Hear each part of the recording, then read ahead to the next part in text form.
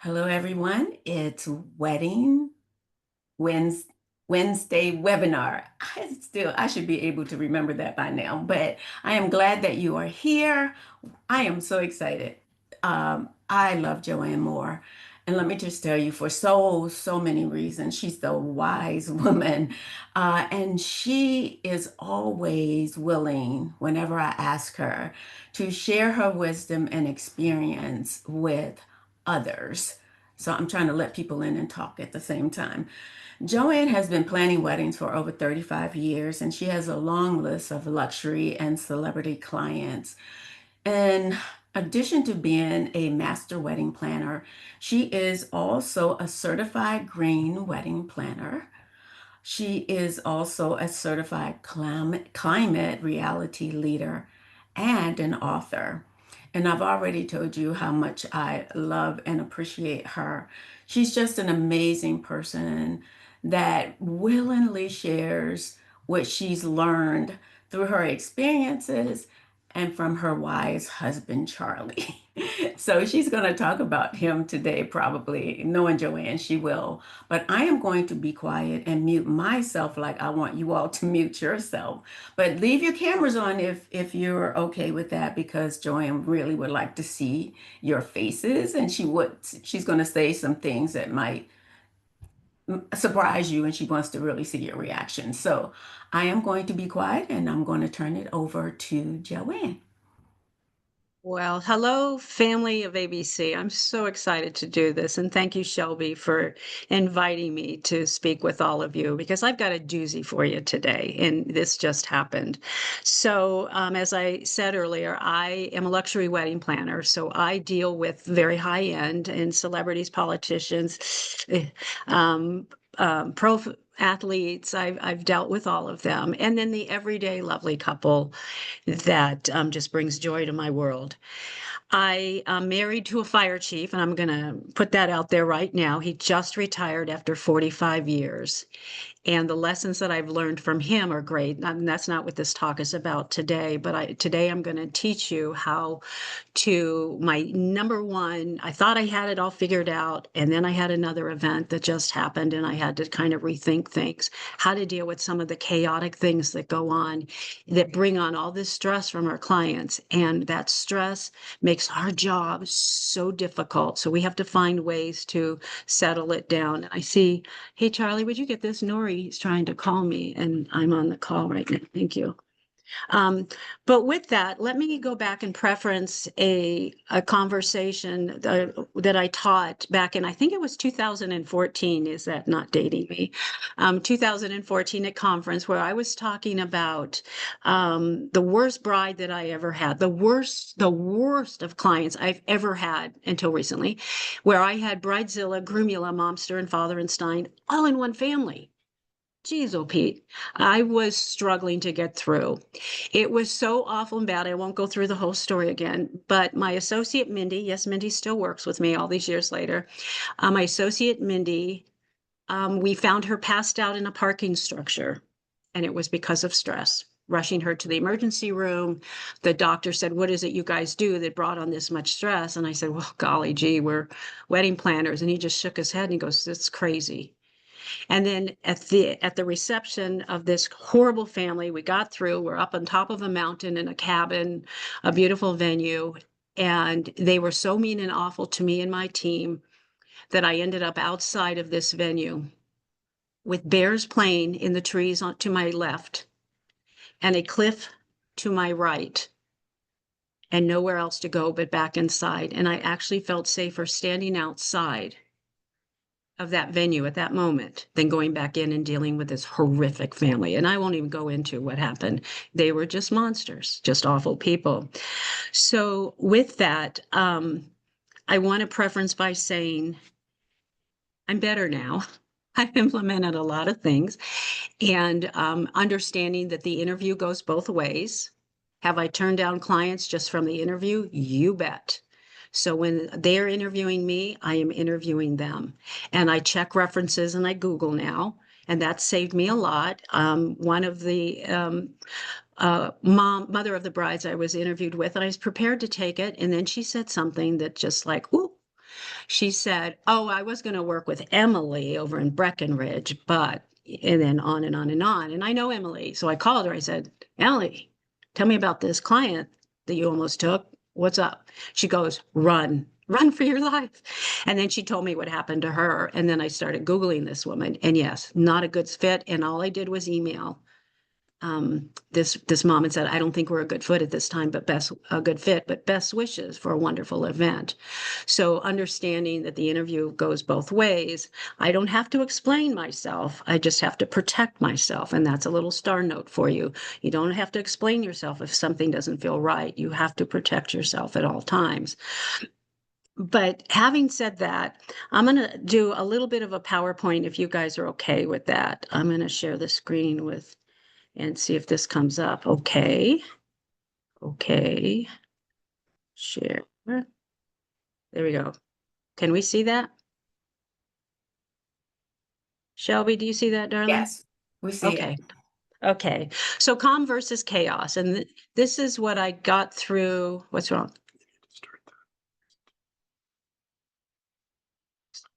Okay, there we go. Oh, it's on. Okay, here we go.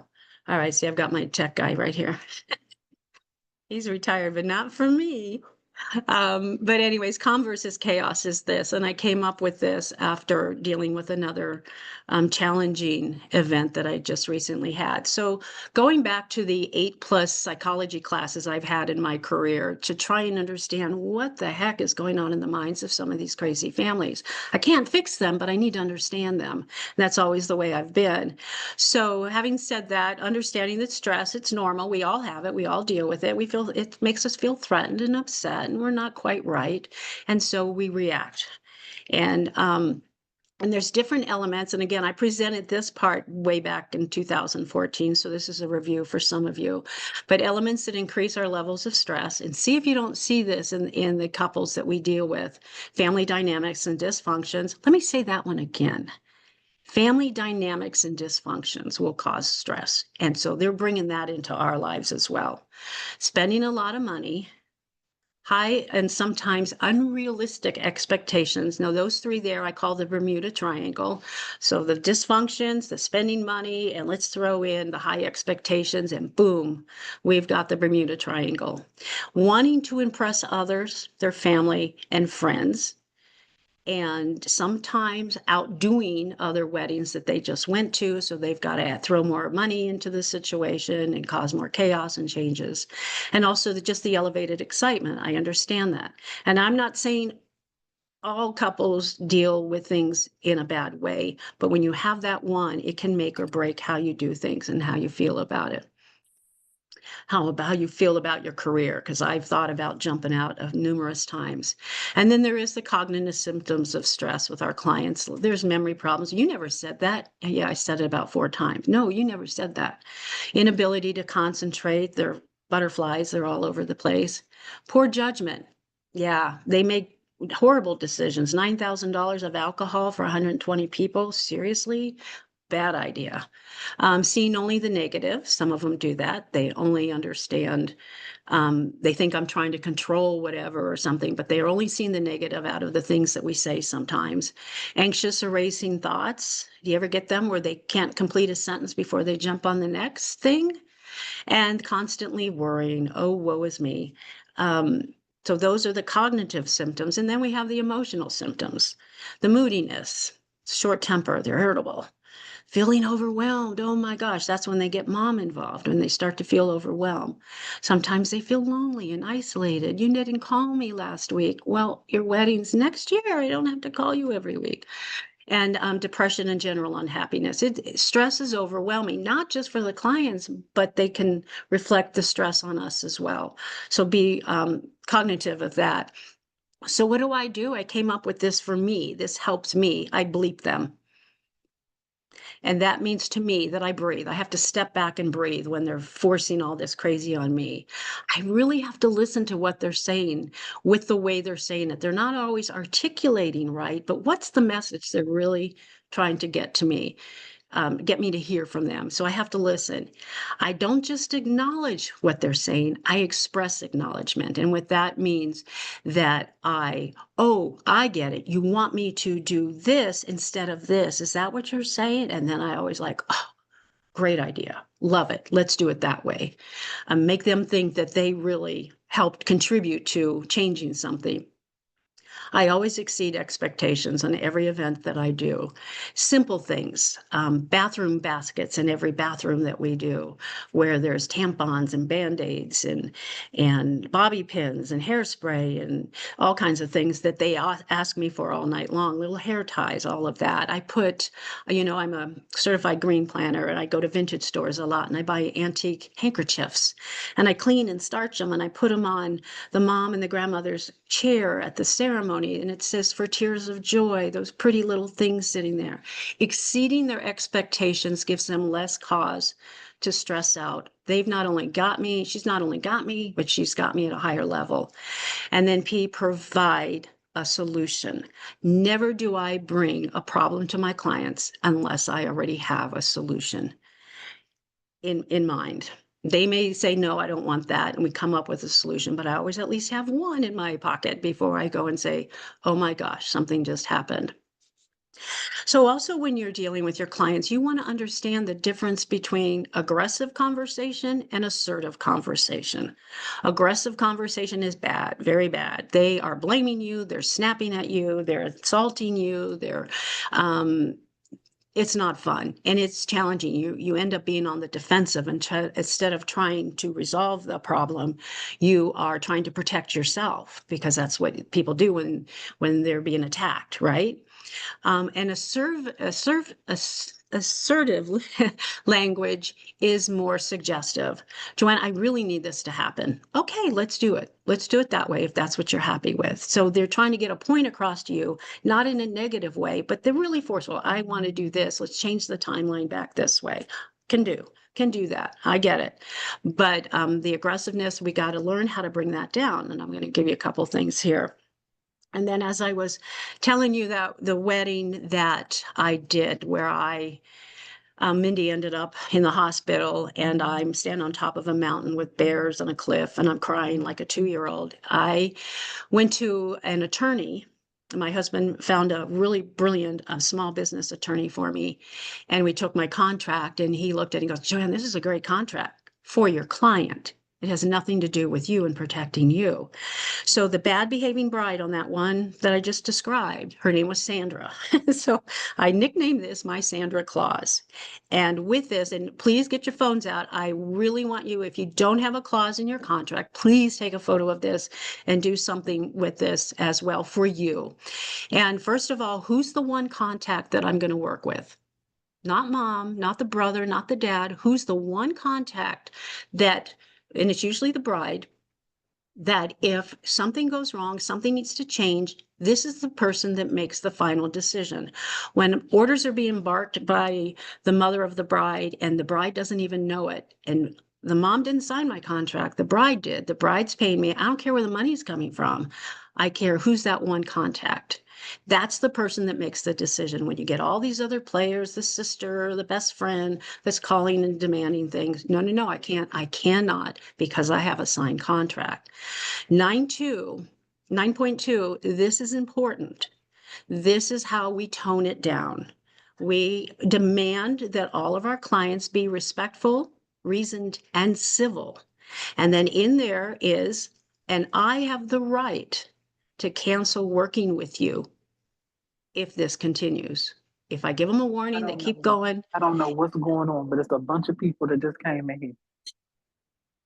Okay. Do you want me to slow down? I heard somebody talking. Okay. So 9.2 is they have to be respectful to me. And I can tell you, since I've implemented this many, many years ago, I have fired 3 sets of clients and added a $1,500 PETA fee to a groom who got mouthy before I even signed the contract. I added a PETA fee, pain in the ass. Can I say ass? Pain in the ass.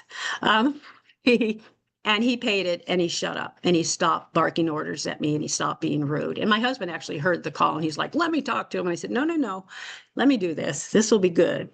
And then also, please state your business hours. When will you be there? When they can call you or expect to call you. I recommend that they make appointments. And because I have a family and I have a husband and I have a life beyond my career, but setting business hours and then, but otherwise appointments. And I had one couple that said, we're coming up to Vail on Sunday. We'd like to meet with you. And I said, I'm not available Sunday. It's Mother's Day. And they said, well, that's okay with us. And I said, no, no, no, I'm not available. It's Mother's Day. It's not okay with my family. So again, the tunnel vision from our clients sometimes is harsh. And sometimes they don't see that I have a life outside of dealing with them.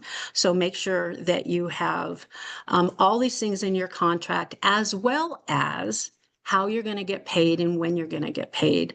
I believe it was a couple of years ago, someone called me and says, Joanne, I can't get them to pay me.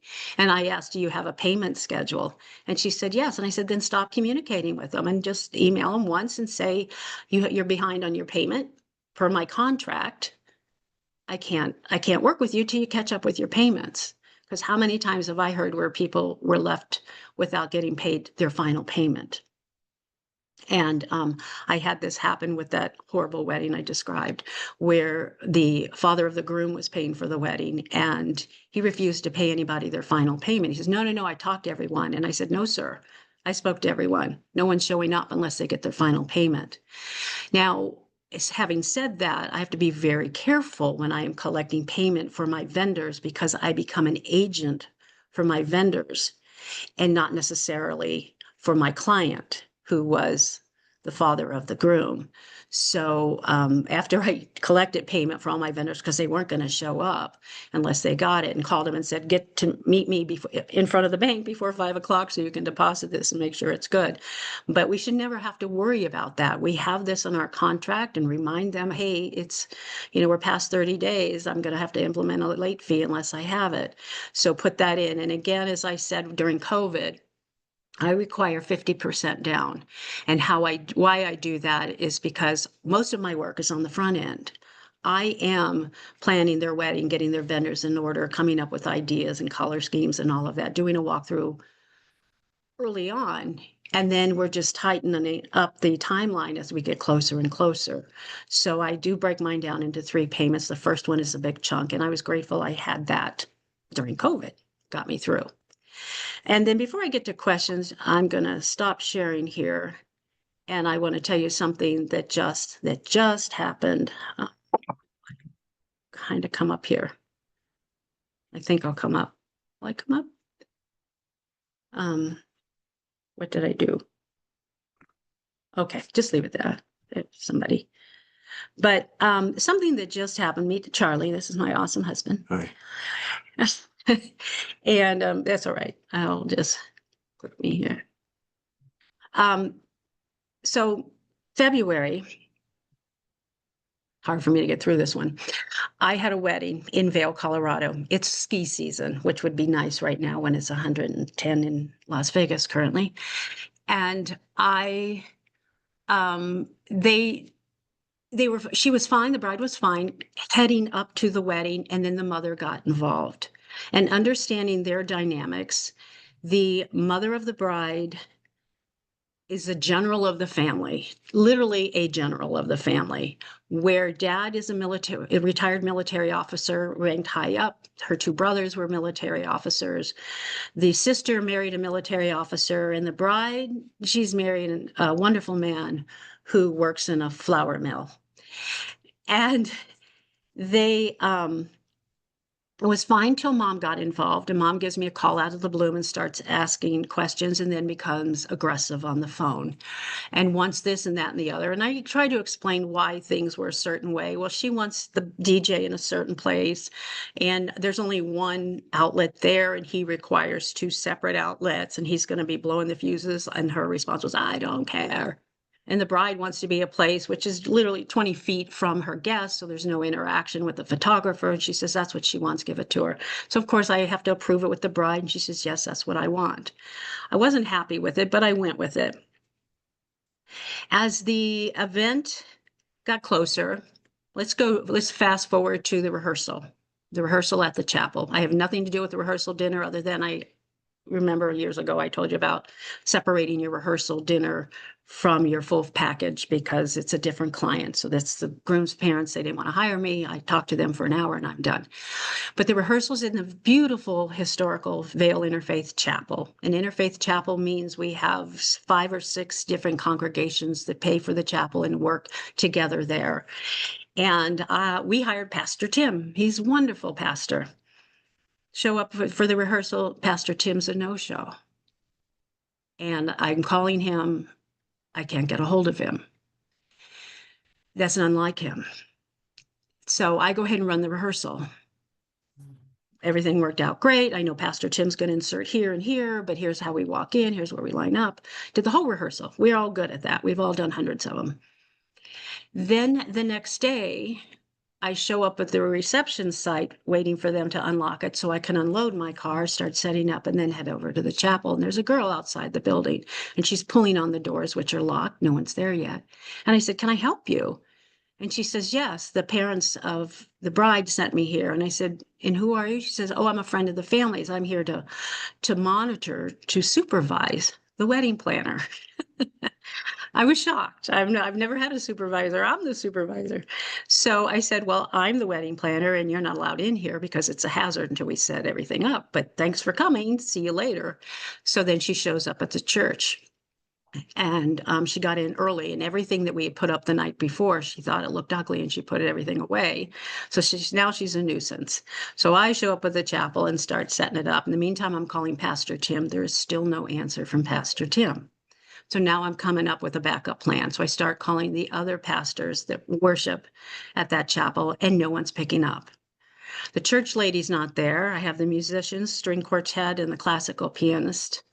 And the piano's locked, the keyboard is locked. And so I'm looking for the church lady to unlock that. She's already left. And so I call her back. I mean, it's just a little chaotic, but we stay calm and have solution. As I get closer, the guests start arriving an hour early to the chapel.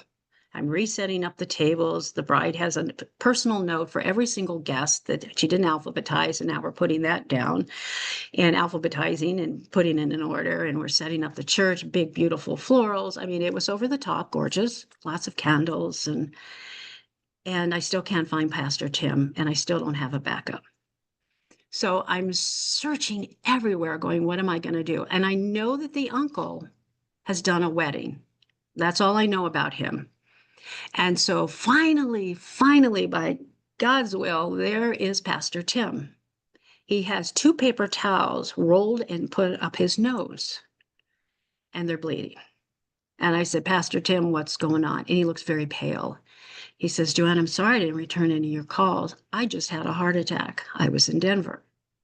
Now he's up in elevation. Bad hearts and elevation, not good. And I worked in the medical field for years, so in cardiopulmonary heart and lung, so I'm ready for anything. And he said, but I sneezed and I got a bloody nose and it won't stop bleeding. And I look at him and he's very pale and I'm concerned. And he says, but if I can wear this mask, I think I'll be okay. I think I can get through it. Okay, you stay here. Got him some water, got him to sit. And I run downstairs 2 levels and talk to the bride and her family, to which I said, hey, Pastor Tim has a bloody nose and he's going to wear a mask. The mom leaps out of her chair and screams as I'm thinking she's going to hit me. And she says, no, we're not masked people. Are you kidding me? And then the bride says, I don't want that in my photos. Not, oh my gosh, is Pastor Tim okay? I got no empathy for what I'm dealing with or for what the pastor's dealing with, just themselves. The world's revolving around them. So Pastor Tim had happened to come downstairs and he heard that and he pops in with the mask on and he says, guys, I have a bloody nose. It's not stopping. I have to wear a mask. And the mother said, absolutely not. We're not allowing that. Figure it out. We're not going to have that happen for us. And he's so sweet. He's just lovely. And then they bring up the uncle or the godfather. who is ordained. And I said, ordained where? And she goes, oh, I don't know. And so I go and I know who he was, and I went and approached him, and he was ordained online, and he did one wedding for a friend. That's it. That's not allowed in the church. But we have to come up with a plan, right? So here's our solution part. So Pastor Tim and I powwowed, and I brought down the uncle. And Pastor Tim is always very organized. And in his Bible, he has page by page clipped little index cards with verbiage, their names, and everything that he is to say, highlighted the prayer that's going to be said, the reading that's going to be said, page by page. And then the uncle says, well, I've only done one other wedding. And Pastor Tim said, that's okay. I will be upstairs in the balcony, now the nosebleed section. And he said, I will, but I have to announce them, or I have to have them repeat their vows. I have to announce them as husband and wife, and I have to sign the marriage license, or I can't. Can't go forward with the wedding. We didn't tell the bride that or the mom that. And so the uncle, God bless him, said, I'll do it. I'll do whatever it takes. So we line them all up, and the music's playing, the strings, the piano. I mean, it just sounds angelical. The ceremony goes on without a hitch. In the meantime, I'm running up and down to the balcony and back, making sure Pastor Tim has not passed out, as he is getting paler by the second. And the trash can is filled with bloody tissue. More information than you need to know. I apologize. As we finish the ceremony, or we're close to the end, then all of a sudden, like God speaking, this voice comes over the intercom and says, do you, Casey, take James as your husband? It does all the announcing, the guests are going. Like, where is that coming from? It was cute. It was lovely. And people thought God was really talking. And then he pronounced them as husband and wife, kiss. We're moving everybody outside in the cold on the snow to the front stairs leading up to the chapel. And to take a group photo. While that's going on, I'm bringing Pastor Tim back. We're signing the marriage license to get him out there. He did make it to the hospital. Pastor Tim is fine. And just so you know that after all of that, he was in the hospital for hours and hours. They had to compact him. He was hemorrhaging. It was like life and death for him. I kept calling him, and finally he texts me and says, I'm okay. I'm going to get through the wedding tomorrow, and then I'm going back to Denver. He announced to me that mainly because of these people, he's going to retire at the end of wedding season from pastoring, from weddings. This one event did that to him. So in a different context, I'm going to tell you something that my husband did, and I have a whole list of things, but I'm just going to give you one. The Davis fire, some of you may have heard about that. The same time the LA fire is going on, up northern Nevada, California area, they had the Davis fire. The winds are above 50 miles an hour, and they're not letting up. This went on for 10 days, 2 weeks, something like that, this fire. The projections were bad, were horrible. They were projecting that he's going to lose hundreds, if not thousands of homes, like the LA fire. It's bad. And my husband's ready to retire. And he's like, I don't want this to happen on my watch. He's calling in all the resources from air when they can fly because of the high winds. We had slurry bombers coming over. We had helicopters grabbing buckets from the nearby lake of water and dumping it. My son's a wildland firefighter. He's out there somewhere. All these different regions and states are sending in. The governor's calling him. What do you need, chief? What can I do for you? The senators. I mean, huge, big deal. 10 days, 2 weeks. I just see him once in a while. He comes home, sleeps for 3 hours. I refill I wash his wildland outfit, suit, whatever, uniform. And then I fill his cooler, and back out he goes hours later. He's got a press meeting at 5:30 in the morning and goes on from there. No sleep for 2 weeks. At the end of this fire, my friends, he lost a total of 14 structures, including one church. When they were talking about neighborhoods that will be gone. But his efforts, his calmness. So as he's standing in front of a board of commissioners, and they're asking questions, some get a little heated and whatever. And the one trick he does, be ready, here it is. When they ask him something hard or assertive or aggressive, he grabbed his cup of water, he stepped back, he sipped on that water. You feeling the temperature going down, my friends? He steps back up to the mic and he answered calmly. And then when this older couple came in during community or public speaking, public comments, this older couple said, yes, our house was saved.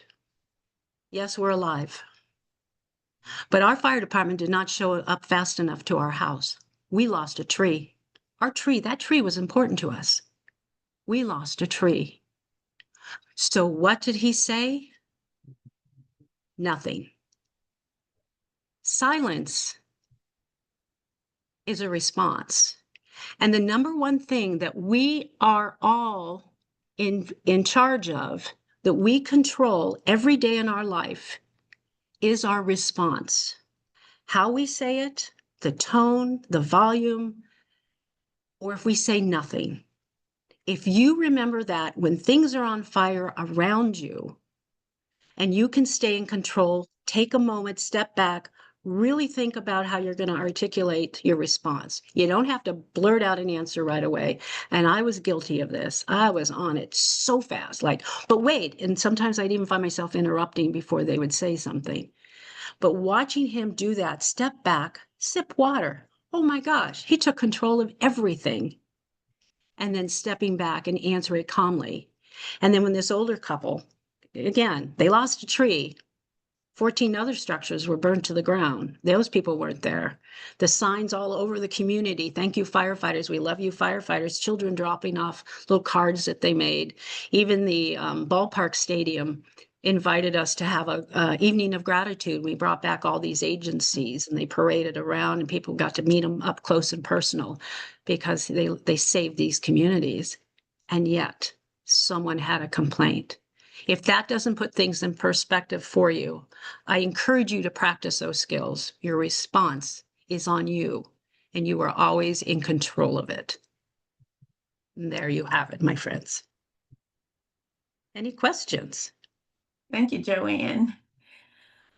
I only saw one question in the chat, and it was if the PIA fee is allowed in Canada. And I don't know that you can answer that. Say again, if the what? The PIA, the pain in the tush fee that you charge. Well, Is I don't it even know if allowed I'm in allowed to Canada? charge it, but for this particular one, I hadn't even signed my contract yet. And the groom jumped on left me an ugly message. And I said, now realize I can't sign the contract till next week. I have a big wedding this weekend. I'm out of contact. And he called me on a Friday night. Guess what I'm doing on a Friday night? I'm getting ready for my wedding for the weekend. And then and then Sunday when I sat down and I listened to my message, it was an awful message. Even my husband said, give me the phone. I want to call him back. No, I got this. And then I calmly emailed him and said, we need to talk about the message, not about what he wanted, but about the message that you left on my phone. And with that, I said, the only way I'm going to sign this contract is by charging you this extra. So if you think that's something you might have to do, put that in your contract. If you think that I'm a PITA fee, and I always say that only happened once that I had to do that. And that was for me to continue working with them. They were from New York. The bride met with 6 other planners. She loved me. She couldn't believe I was available. She was all over it. And to throw that on the groom and say, I'm not working with you guys. He was concerned that she would not marry him because he insulted me. So whatever it took. And I said here, and I had an addendum to the contract that said you were going to be kind and responsible for your comments to me, and there will be no more awkwardness. And he signed that and then paid me $1,500 to continue working with him. And he was a good guy after that. We were tight. Yeah, but it took some work. Yeah, I was not going to do that again. Hey, Yeah, any Joanne. questions? Any other questions? No, I just had a comment, Joanne. You always have some really good information. I always look forward to hearing you at conference and I love it when you and Charlie talk together. It's just so phenomenal because you just have so many great, great stories. And yes, I do have instances. I probably should have charged the pain in the tush fee. Um, for some of my clients, but I really, really enjoyed this. This was great. Thank you. Thank you. That's wonderful. I'm glad. I hope that remembering some of this that I spoke about again, that was what, 11 years ago that I spoke about this, and it traumatized me. I was going to leave the industry. But if we have better skills that we can survive some of these crazy, and as Shelby and I were speaking before I jumped on, before you all jumped on, that it's the climate we're in right now too, that there's no boundaries anymore. They just push and they insult, and it's getting scary. Grace. There's what? No grace. No grace. My husband says no grace. Yeah. Yeah, he's my better half. You guys all know Hey, Charlie. Charlie. Hello. Yeah, but yes, he's I'm lucky that I've learned that skill and others. Someday, hopefully, I'll present that to you, all these amazing things that I see a fire chief go through and the heavy responsibilities. And I feel like some days I have those heavy responsibilities on my shoulders. And then learning from him and how he deals with, and his team is out there fighting the fires. And our team is out there dealing with dysfunction and crazy sometimes. So we really have to kind of hone it in and be the leader that we need to be. And that takes some skills and some training. Yeah. Good to see you. You look fabulous, by the way. Anyone else before we let Joanne go in that 115-degree heat? Poolside is next. Let me just stop the recording right now.